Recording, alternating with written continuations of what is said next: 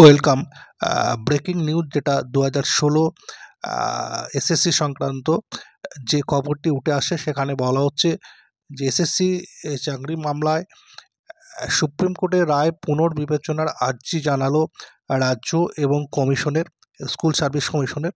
অর্থাৎ সুপ্রিম কোর্টের যে রায় ছিল সেই রায় পুনর্বিবেচনার জন্য কিন্তু রাজ্য এবং স্কুল সার্ভিস কমিশন আবেদন জানিয়েছে।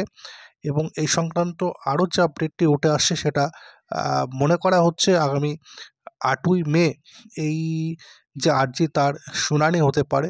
অর্থাৎ আগামী 8ই মে যদি এই মামলার শুনানি হয় তাহলে সেখানে এই রায় পুনর্বিবেচনা হবে কিনা বা পুনর্বিবেচনার কোনো সম্ভাবনা রয়েছে কিনা বা আরও কোনো নতুন দিক উঠে আসে কিনা, তার জন্য কিন্তু 8ই মে পর্যন্ত অপেক্ষা করতে হবে।